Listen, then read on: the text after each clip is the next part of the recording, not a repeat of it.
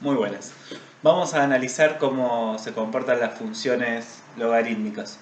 Vamos a tratar de trabajar un poquito con la fórmula de la función logarítmica y al mismo tiempo un poquito con la gráfica. ¿Sí? Como les marqué en esta expresión, esta es una expresión general, tendremos que ver cuál es el efecto de variar la base del logaritmo. La semana pasada vimos que las bases de los logaritmos son números positivos y distintos que 1. Bueno, como los logaritmos son la expresión inversa de las exponenciales, ¿se acuerdan que en las funciones exponenciales no era lo mismo si la base estaba entre 0 y 1 o si la base estaba entre 1 y más infinito? En los logaritmos va a pasar algo parecido y los vamos a ver ahora en un ratito. Y después, por otro lado, vamos a ver qué cambios le podemos hacer al argumento del logaritmo y qué efectos tiene en el dominio y en la gráfica. Bien, para empezar a trabajar con esto, voy a tratar de simplificar bastante esta expresión para que podamos estudiarla y sacar algunas conclusiones que después las vamos a pensar en otras situaciones. La primera función que quiero que trabajemos es la que tiene por fórmula y igual a el logaritmo en base 10 de x. ¿Se acuerdan que cuando era logaritmo en base 10 no escribíamos nada acá como base? Pero cuando no escribimos nada es que la base es 10. Bueno, lo primero que tendríamos que preguntarnos es ¿cuál es el dominio de una función como esta? Como les dije hace un ratito, el análisis de las funciones logarítmicas lo vamos a pensar como la inversa de las exponenciales. Cuando uno trabaja con funciones inversas, todo lo que antes era dominio pasa a ser conjunto de imagen y todo lo que era conjunto de imagen pasa a ser dominio en las funciones que tienen inversa, que son las que son biyectivas. Todo lo que era x pasa a ser y, todo lo que era y pasa a ser x. Bien, entonces las características que conocemos de las funciones exponenciales, que son que tienen una asíntota horizontal, que el conjunto de imagen es los reales positivos, las podemos deducir para las funciones logarítmicas. Si las funciones exponenciales tenían una asíntota horizontal, bueno, las logarítmicas van a tener una vertical, ahora vamos a ver para qué valor. Y si las funciones exponenciales tenían imágenes positivas nada más, bueno, nos vamos a dar cuenta que en las logarítmicas les va a pasar algo parecido pero con el dominio. Si yo quiero pensar el dominio de esta expresión, lo que tengo que tratar es de ver cuáles son los valores de x que tienen resultado. Y como dijimos la semana pasada, para que un logaritmo exista, el argumento, es decir, en este caso el valor de x, en el caso de la función general, el valor de x más b, tiene que ser positivo. Por lo tanto, que para buscar el dominio de la función, voy a pedir que el argumento sea positivo. Es decir, en este caso, que los valores de x estén de 0 sin incluir al 0 a más infinito. Cualquier cosa de este video que no se entienda, por supuesto pueden preguntar en el foro o preguntarme directamente por el chat. O sea que de la gráfica solo voy a tener valores de x significativos en el semieje positivo de las x. No voy a tener valores de x en este caso antes del eje y. Respecto de el dominio, entonces me quedan los valores de x positivos. Ahora vamos a ver qué sucede con las imágenes. En primer lugar, una cosa que me interesaría buscar es las intersecciones con los ejes. No voy a buscar intersección con el eje y porque el eje y es que x valga 0 y el 0 no está en el dominio. Pero si buscara el conjunto de ceros de la función, es decir, cuál es el valor de x para que la imagen dé 0, bueno, si la imagen quiero que dé 0, tendré que resolver esta pequeña ecuación. Logaritmo de x igual a 0. Por definición de logaritmos, 10 elevado a la 0 tendría que darme x. O sea que el valor de x para que la imagen sea 0 es 1. O sea que la función va a pasar por este punto, va a pasar por el punto 1 de x, 0 de y, por el punto 1, 0.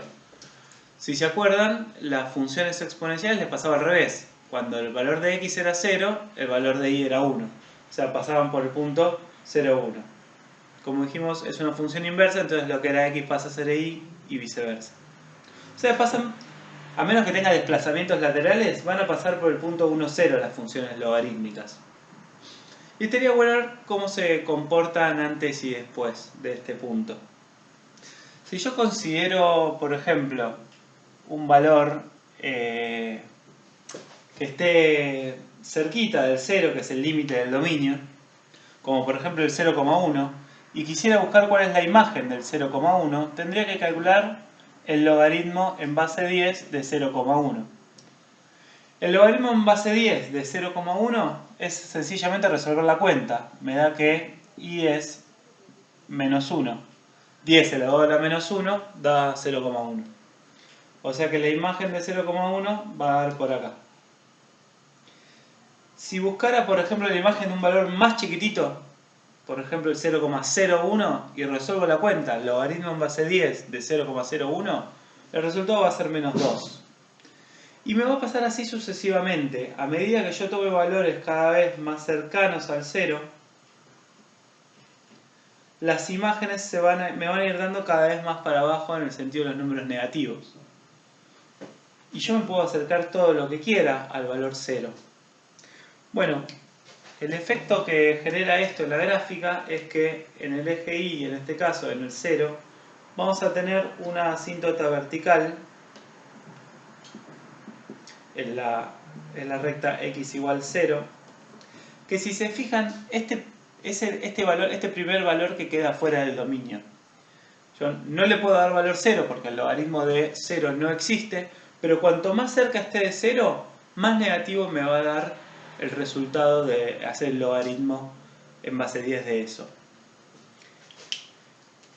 Como se dan cuenta, habíamos visto que en una ecuación sencilla exponencial la asíntota horizontal me quedaba en y igual a 0, en una ecuación sencilla logarítmica, cuando digo sencilla sin desplazamientos, la asíntota vertical me queda en el eje Y, en x igual a 0. Bien, el crecimiento de una función exponencial, si lo hacen con un graficador o lo hacen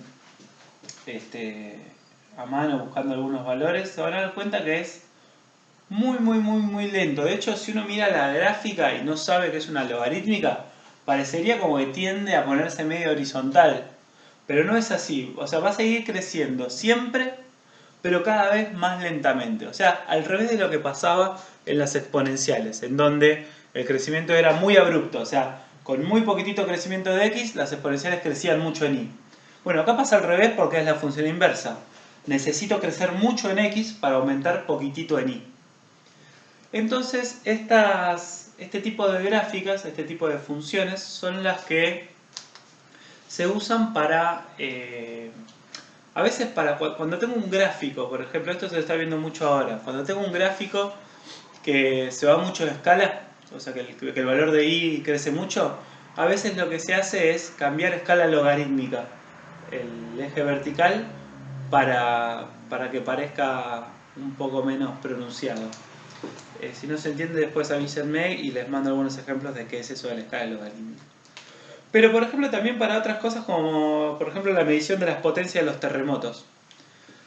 Deben conocer una cosa que se llama escala Richter. La escala Richter es una escala que me da un valor numérico de 0 al 10 más o menos. En realidad no tiene límite, no tiene techo la escala, pero no conocemos movimientos que sean mucho más grandes que 10 para la escala Richter. Y lo que mide es cuál es la potencia de los movimientos de la Tierra, de los terremotos. Es una escala logarítmica y eso es importante saberlo para no quedar como engañado cuando uno lee noticias. Si ustedes se acuerdan, hubo grandes terremotos en los últimos tiempos, por ejemplo el de Haití o el de Chile, y son terremotos de escala de arriba de 8 de la escala Richter. Me acuerdo cuando fueron esos terremotos que salieron noticias, todo el tiempo salían noticias de movimientos de grado 5 a escala Richter, o grado 4 o grado 6 en distintos puntos del país. Y si bien es cierto que la Tierra se mueve y se mueve todo el tiempo, la diferencia que hay entre un terremoto de grado 6 contra un terremoto de grado 8 es fenomenal. Piensen que para subir una unidad en el sentido de las Y, yo tengo que avanzar muchísimo en el sentido de las X en una gráfica como esta. Imagínense entonces que para tener 2 puntos en una escala logarítmica como la escala Richter, yo voy a tener que tener un terremoto 100 veces más potente, porque la base de esa escala Richter es de logaritmo de base 10.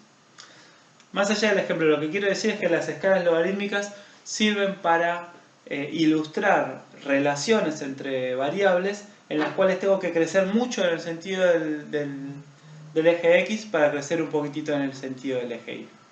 Como características principales tienen una asíntota vertical, tienen un conjunto de ceros formado por un solo punto, y tendríamos que pensar qué tendría que pasar para que esa asíntota vertical me quede corrida más hacia adelante o más hacia atrás.